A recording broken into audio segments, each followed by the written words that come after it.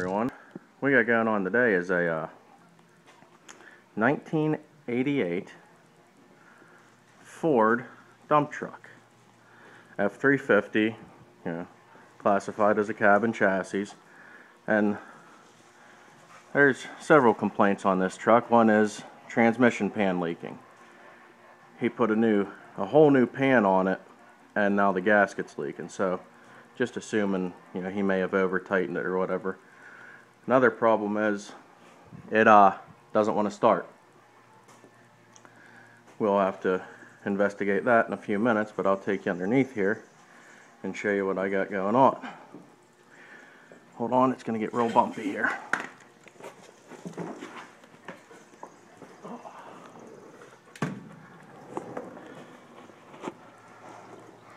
I already pulled the plug. It's an aftermarket transmission pan, so it came with a plug. That's awesome.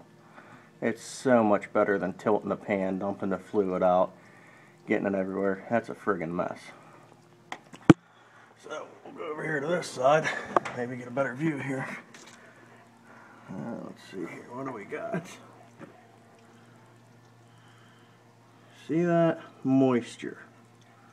All around there. That's all coming from the pan. Look back here, the rear tranny mount is completely soaking wet. Like I said, that's all coming from the pan. So if you don't have an aftermarket tranny pan, what you got to do is find my light again. Start by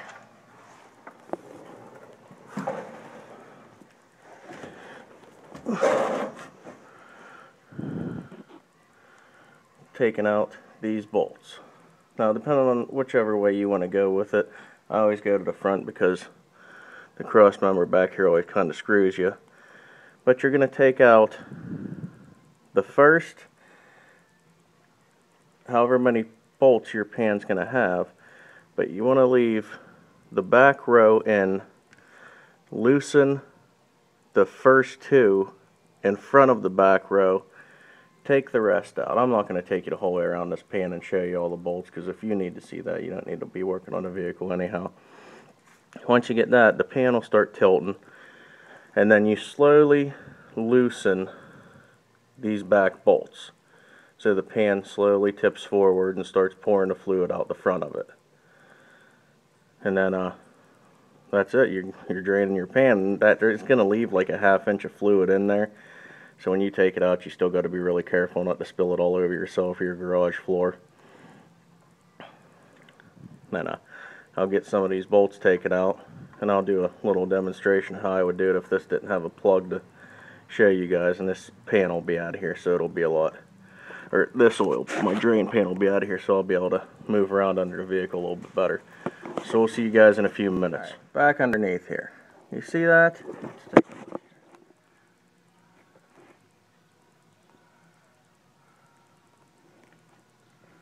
That is the gap in the tranny pan. That's what you want to see. And I got a catch bucket there just to kind of demonstrate. But you take all the perimeter bolts out the whole way around. Okay? See, they're all out the whole way around, except for the furthest ones in the back. And they're really loose, so that the pan will tip. Yeah, like I said, typically if you don't have this plug, this is what you need to do, but I was fortunate enough that this guy bought a pan with a plug, and right off the bat I can see why this was leaking. You see how that's bent out like that? And the next one's bent, well, I'm sorry, I bent that one out to get the socket in because of how badly they were bent in. Alright, that's too much light. See that one, how it's bent in just a little bit, and you can see the dimple in the pan, and so forth and so on. It's like that the whole way around the pan, and that's because of this cheap gasket. This gasket has no insert in it to keep you from over tightening the pan. And that's exactly what happened. He over tightened the pan, deformed it, it wasn't creating a good seal, and that's what you get. What I bought was a good gasket with the good inserts in it.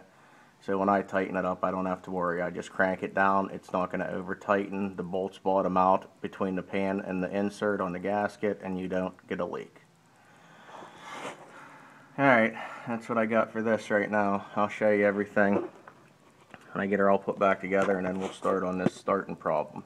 See ya. Alright, we're back. Now unfortunately, try as I might, I cannot get the tranny pan gasket that I want. It would take a couple days to get in. I just don't have that luxury. So we're going to have to take some extra precautions so that we don't pinch this thing and make this one leak. But whenever you go to put any type of gasket on that you're going to have trouble keeping in place, I use a product called High Tack. And I'm not allowed to say names of stuff in these videos, but man, it's great. It's like a contact cement. You smear it on the gasket, and whatever the gasket's going on, and it holds it in place. Excellent, super good. It's real good stuff. And it's also almost like an RTV. It doubles your protection.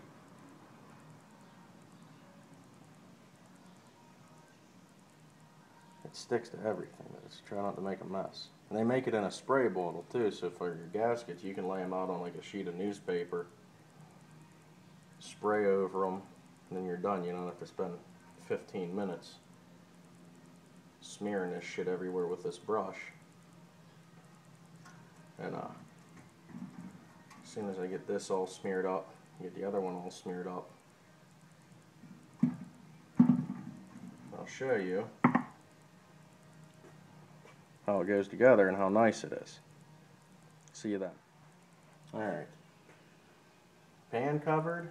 There's the gasket covered. Can you see that? Hopefully. I'm not double checking for you. Just take it. You gotta be pretty precise because once you put it on here, this is like contact cement. You don't get many chances.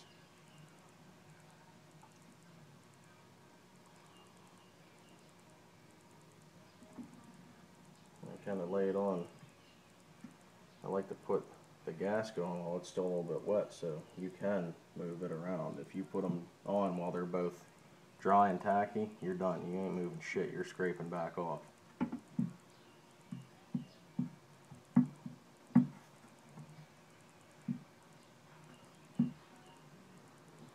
That looks pretty good, other than the fact I got this shit everywhere as usual.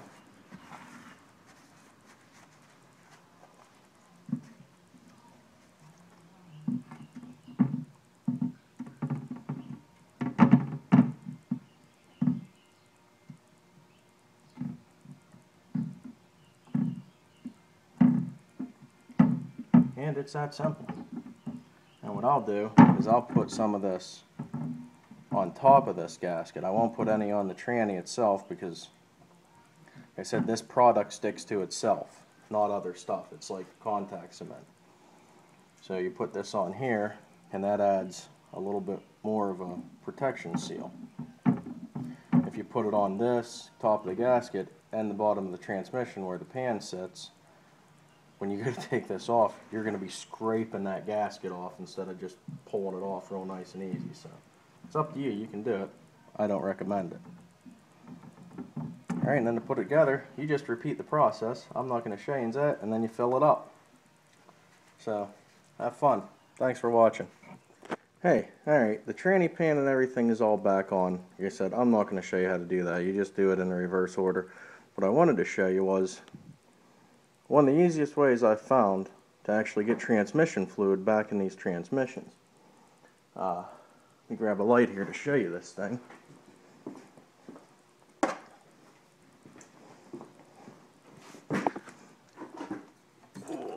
Right, where the hell's that on this camera? Right there. That's the dipstick tube for the transmission. That's the only way to get tranny fluid back in this thing. It's buried down in there. you put a funnel in there and dump quart after quart, and it takes 5 minutes for each quart to flow down through there. So what I do is I use my brake system bleeder. You pump it up, to a desired pressure. If you're doing brakes, pump it up to around 10 pounds. That works for that, but it's also used as a fluid evacuator, or putting fluid into things. Where the hell is it at? Right there. You got that situation. Now naturally, you want to clean this out really good before you go. If you do a brake job, bleed somebody's brakes, and then go to do a transmission job, put tranny fluid back in, you want to make sure there's no brake fluid left in there. So I bled the old brake fluid, or the old transmission fluid, through this thing, cleaned everything out real good. And then what you do, I got that inserted down there. You see that? Yes, you can. Right there. There's a ball valve right there to turn it on. I got my pressure up to, in the green, looks like about 15 pounds. What I'm going to do, I'm going to crack open my ball valve, watch that gauge go down. I'm putting fluid into the transmission right now. That easy. Just make sure it's not bubbling up out and over. And it's not, it looks good. And it's just putting fluid right down in there. And that's like the easiest way to do it. It's quicker too. Keep pressure on here.